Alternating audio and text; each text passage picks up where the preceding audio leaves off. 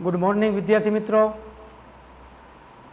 10मुं chapter वर्तुळ एमां आपणे एक लेक्चर पूरुं कर्युं छे। हवे आपणे बीजुं लेक्चर चालू करशुं। एमां आपणे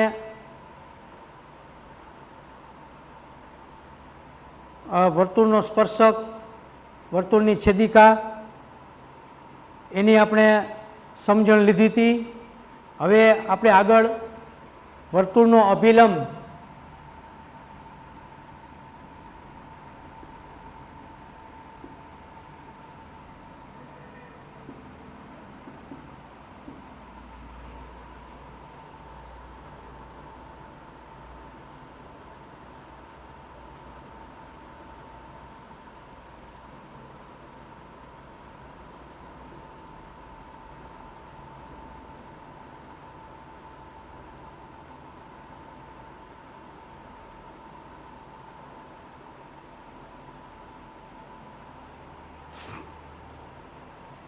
स्पर्श बिंदुमांथी पसार थती त्रिज्याने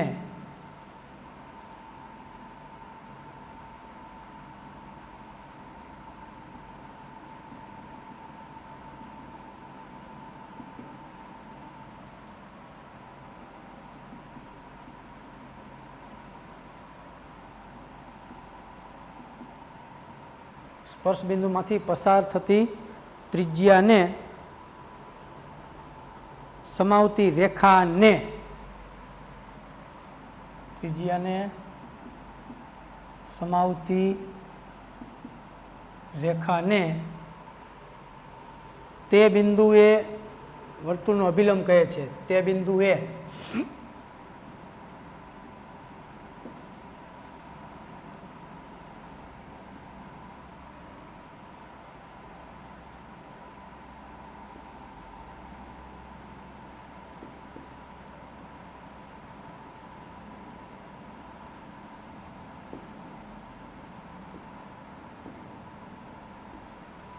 स्पर्श बिंदु में पसार थती त्रिज्या एटले आ अहींया कदाच स्पर्श बिंदु अहींया होय एटले आ वर्तुळनो स्पर्शक बन्यो। आ वर्तुळनो स्पर्शक बन्यो। आ रेखा छे वर्तुळनो स्पर्शक थयो, कारण के वर्तुळने मात्र एक ज बिंदु में स्पर्श करे एटले आ वर्तुळनो स्पर्शक थयो। तो आ स्पर्श बिंदु नाम ए होय। तो स्पर्श बिंदु में पसार थती त्रिज्या ने आ त्रिज्या वर्तुळना केंद्र थी आवडी आ त्रिज्या आम तो ये त्रिज्या ने समावती रेखा आ त्रिज्या ने समावती आ जे रेखा छे ई रेखा ने ते बिंदुए आ रेखा ने आ बिंदुए वर्तुळनो अभिलंब कहेवाय। स्पर्श बिंदु में पसार थती त्रिज्या आ त्रिज्या ने समावती रेखा आ त्रिज्या ने समावती रेखा कई छे? आ पी क्यू रेखा होय। पी ने क्यू आ रेखा होय तो ई समावती रेखा ने ते बिंदुए वर्तुळनो आ रेखा छे ने ई आ बिंदुए वर्तुळनो अभिलंब रचे बिंदु ए पासे। आ रेखा छे ई बिंदु ए पासे वर्तुळनो अभिलंबनी रचना करे एने कहेवाय वर्तुळनो अभिलंब।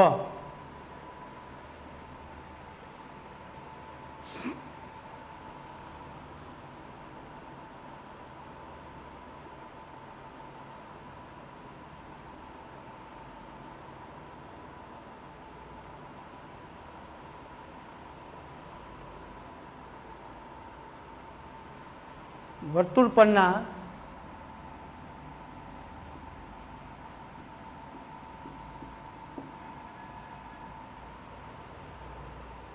दरेक बिंदु मांथी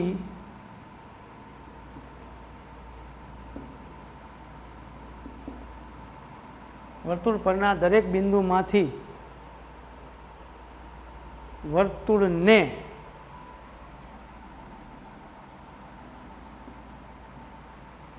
वर्तुळ परना दरेक बिंदु मांथी वर्तुळने एक ने मात्र एक ज स्पर्शक होई शके। वर्तुळने एक अने मात्र एक ज स्पर्शक હોઈ શકે। વર્તુળ પરના દરેક બિંદુમાંથી વર્તુળને એક અને માત્ર એક જ સ્પર્શક, એક બિંદુમાંથી એક જ સ્પર્શકની રચના થાય।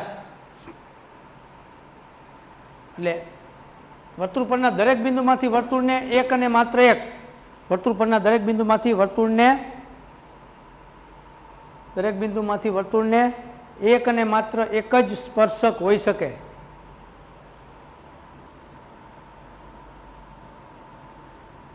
દરેક બિંદુમાંથી એકથી વધારે સ્પર્શકની રચના જ ન થાય। દરેક બિંદુમાંથી એક અને માત્ર એક જ સ્પર્શક હોઈ શકે। વર્તુળ પર અસંખ્ય બિંદુઓ હોવાથી કોઈ પણ વર્તુળને અસંખ્ય સ્પર્શકો હોય। વર્તુળ પર અસંખ્ય બિંદુઓ છે એટલે વર્તુળ પર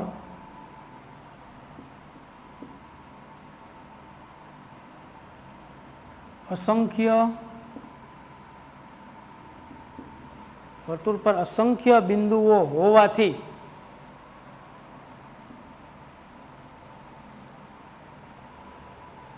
કોઈ પણ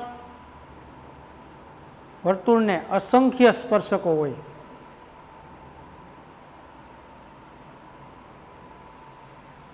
કોઈ પણ વર્તુળને અસંખ્ય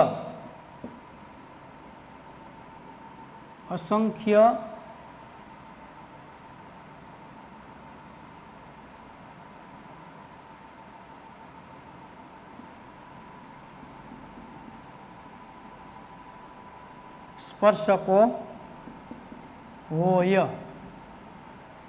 જો વર્તુળ ઉપર અસંખ્ય બિંદુઓ છે, આ વર્તુળ છે એના પર કેટલા બિંદુ છે, દરેક જગ્યાએ બિંદુ જ છે એમ માનો તમે, બધી જગ્યાએ બિંદુ જ છે બધા। એક બિંદુઓના સમૂહથી તો વર્તુળની રચના બને, એટલે વર્તુળ ઉપર અસંખ્ય બિંદુઓ છે, ઘણા બધા। હૈલા જાઓ અહીંયા જુદી જુદી જગ્યાએ ટપ્પા કરતા જાઓ, એ બધા વર્તુળ પરના બિંદુ જ છે। તો એ દરેક બિંદુ છે ને અસંખ્ય બિંદુઓ છે હોવાથી કોઈ પણ વર્તુળને અસંખ્ય સ્પર્શક હોય, કારણ કે જેટલા બિંદુ ને એટલા સ્પર્શક બની શકે। વર્તુળ ઉપર જેટલા બિંદુ એટલા સ્પર્શક થાય, એટલે અસંખ્ય સ્પર્શકો તો છે।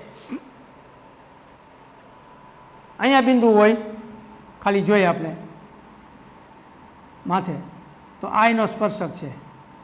હવે આની બાજુમાં તો હજી ઘણા બિંદુઓ છે, પણ આમાં આપણે સ્પર્શકને દોરી ન શકીએ।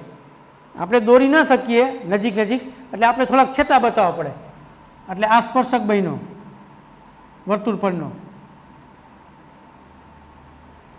અહીંયા લ્યો, અહીંયા આ બિંદુ હોય તો આ સ્પર્શક બન્યો, આ સ્પર્શક। અહીંયા હોય તો આ સ્પર્શક, સમજી ગયા? આ સ્પર્શક ઘણા બધા, અહીંયા સ્પર્શક રચાય। પછી અહીંયા હોય તો અહીંથી આ સ્પર્શક, અહીંયા હોય તો આ સ્પર્શક, એટલે ઘણા બધા સ્પર્શકોનું નિર્માણ થાય। એટલે કીધું કે વર્તુળ ઉપર અસંખ્ય બિંદુઓ છે, જેટલા બિંદુઓ છે એ બધી જગ્યાએથી સ્પર્શક બની શકે। અસંખ્ય બિંદુઓ હોવાથી કોઈ પણ વર્તુળને અસંખ્ય સ્પર્શકો હોય। કોઈ પણ વર્તુળ હોય એના પર અસંખ્ય બિંદુઓ છે એટલે અસંખ્ય સ્પર્શકો હોય।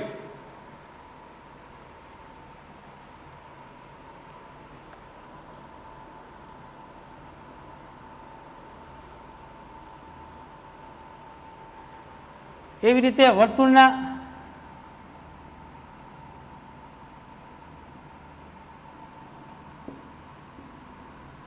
અંદરના ભાગમાં, વર્તુળના અંદરના ભાગમાં રહેલ બિંદુમાંથી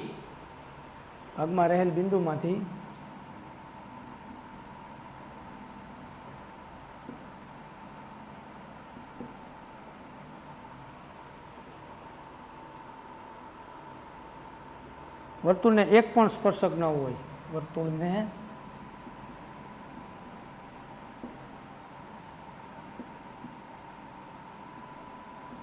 એક પણ સ્પર્શક ન હોય. હવે અંદરના ભાગમાં હોય આ વર્તુળ, એના અંદરના ભાગમાં ગમે એટલા બિંદુ હોય ને અંદરના ભાગમાં એને એકેય સ્પર્શક ન હોય. યાદ રાખજો, વર્તુળના અંદરના ભાગમાં રહેલ બિંદુ હોય ને એને એકેય સ્પર્શક ન હોય. વર્તુળ પર બિંદુ હોવું જોઈએ. વર્તુળ પર બિંદુ હોય ને એને સ્પર્શક હોય. અંદરના ભાગના ને એકેય સ્પર્શક હોય નહીં.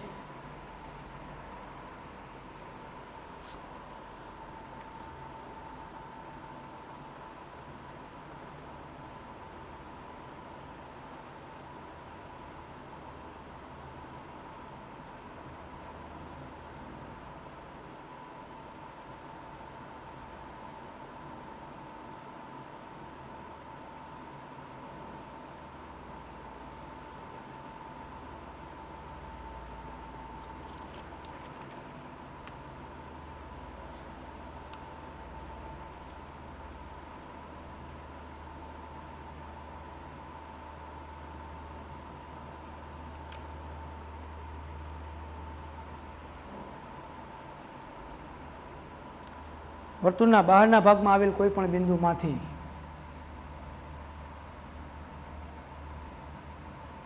વર્તુળના બહારના ભાગમાં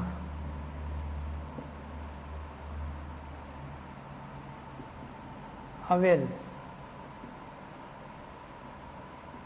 કોઈ પણ બિંદુમાંથી વર્તુળના બહારના ભાગમાં આવેલ કોઈ પણ બિંદુમાંથી વર્તુળને બે સ્પર્શક દોરી શકાય. વર્તુળને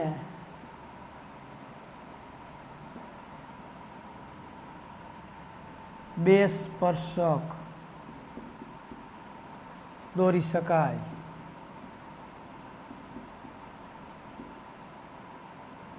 લ્યો, વર્તુળના બહારના ભાગમાં આવેલ કોઈ પણ બિંદુ, આ વર્તુળ છે એના બહારના ભાગમાં કોઈ પણ જગ્યાએ બિંદુ લ્યો, અહીંયા લ્યો, એની સામે જ લ્યો, ઉપર લ્યો, કોઈ પણ જગ્યાએ લેવાની છૂટ. પણ બહારના ભાગમાં આવેલ કોઈ પણ બિંદુ આપણે અહીંયા લઈ છીએ સામે. હાલો, આ બિંદુ છે તો આ બિંદુમાંથી વર્તુળને બે સ્પર્શક દોરી શકાય. બેથી વધારે દોરી જ ન શકાય બહારના બિંદુમાંથી. એટલે બહારના ભાગમાં હોય તો એક તમે આમ જવા દો એટલે અહીંયા સ્પર્શક દોરાશે. અહીંયા સ્પર્શ કર્યો, વર્તુળને એક અને માત્ર એક જ બિંદુએ જ્યાં ટચ કરે એ વર્તુળનો સ્પર્શક બની ગયો. એવી રીતે બીજો છે આ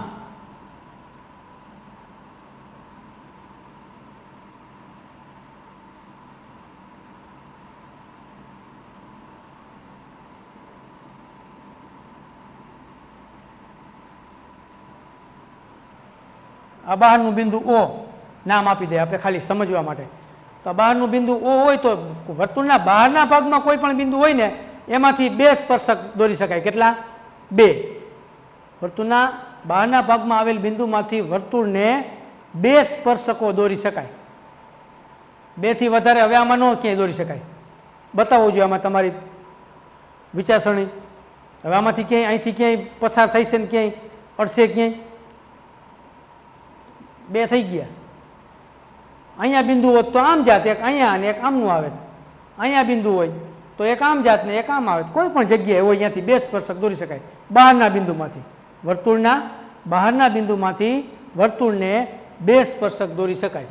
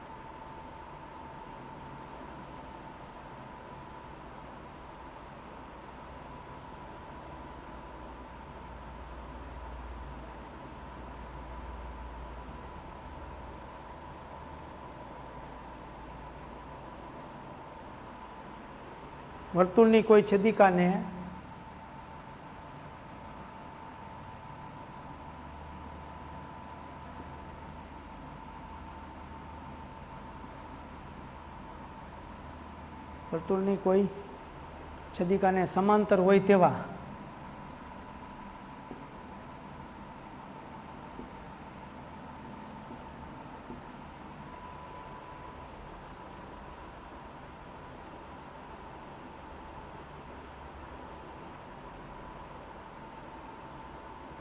વર્તુળની કોઈ છેદિકાને સમાંતર હોય તેવા વર્તુળના બેથી વધુ તેવા વર્તુળના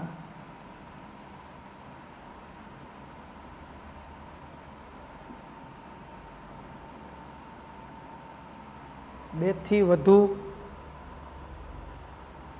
સ્પર્શકો ન હોઈ શકે.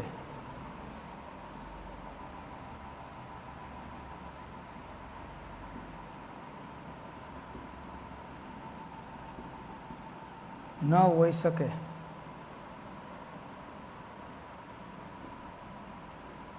હકીકતમાં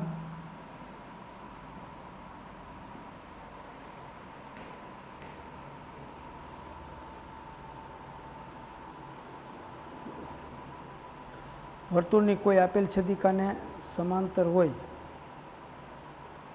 વર્તુળની કોઈ આપેલ છેદિકાને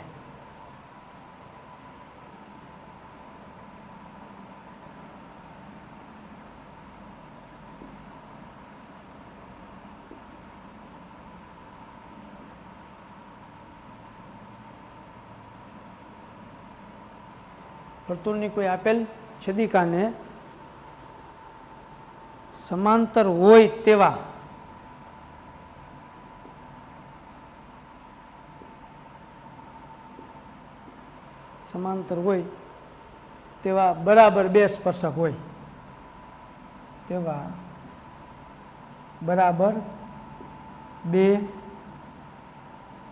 સ્પર્શકો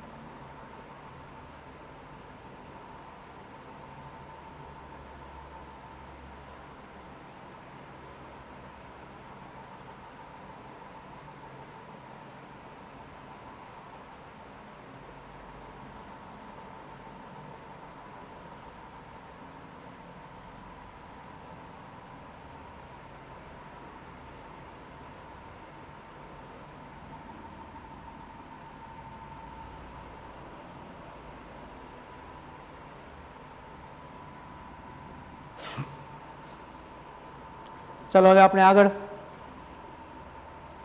સમતલના કોઈ બિંદુમાંથી વર્તુળના સ્પર્શકની સંખ્યા.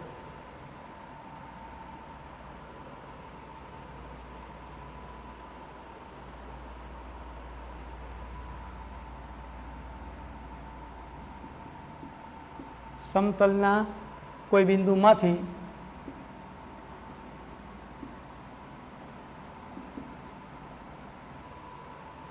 વર્તુળના સ્પર્શકની સંખ્યા.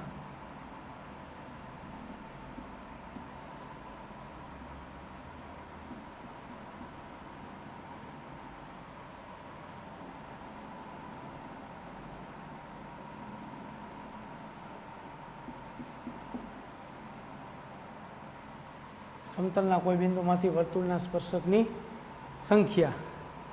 સમતલના કોઈ પણ બિંદુ હોય એ બિંદુમાંથી વર્તુળને કેટલા સ્પર્શક બને છે?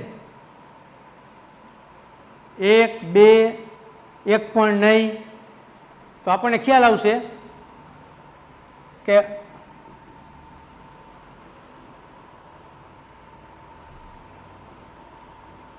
વર્તુળની અંદર આપેલા બિંદુમાંથી વર્તુળની અંદર આપેલા બિંદુમાંથી વર્તુળને એક પણ સ્પર્શક ન મળે. એક પણ સ્પર્શક ન મળે, કારણ કે અંદરના બિંદુમાંથી એક સ્પર્શક ન મળે. આપણે આગળ જોયું, એક સ્પર્શક ન મળે.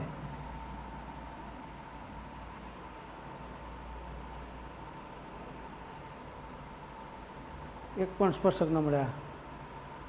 વર્તુળ પરના બિંદુએ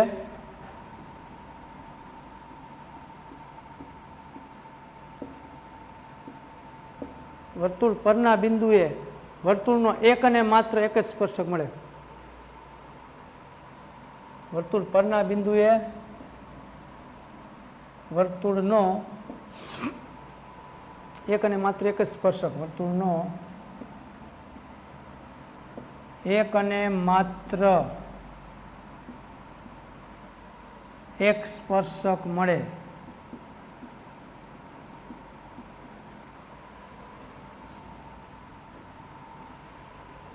અને વર્તુળની બહારના બિંદુમાંથી વર્તુળને બે સ્પર્શક મળે. વર્તુળની બહારના બિંદુમાંથી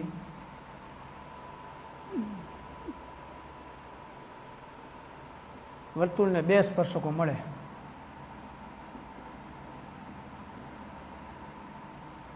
વર્તુળને બે સ્પર્શકો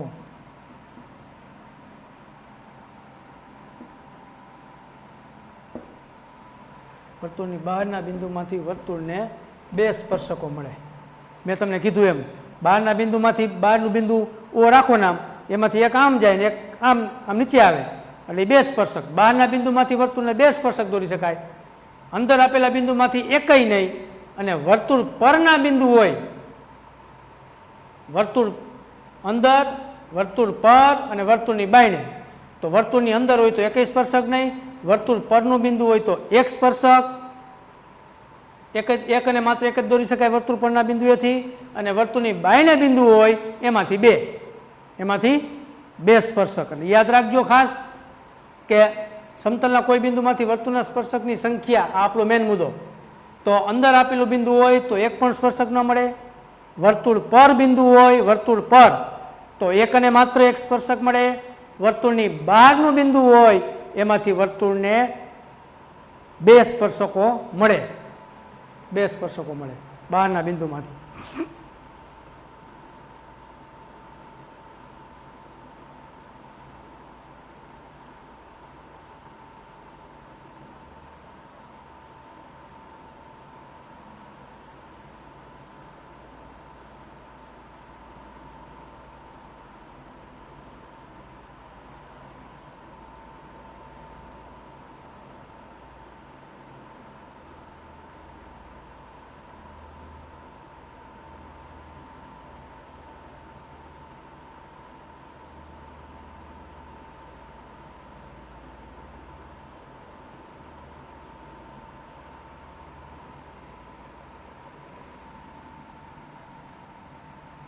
સ્પર્શકની લંબાઈ, સ્પર્શકની લંબાઈ કેને કહેવી?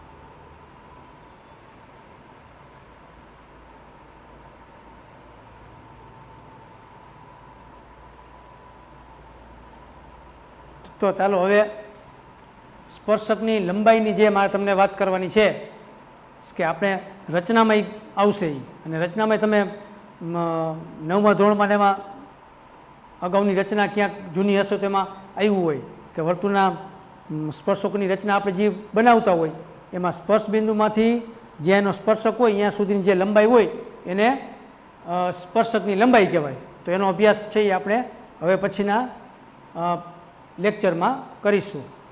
અસ્તુ.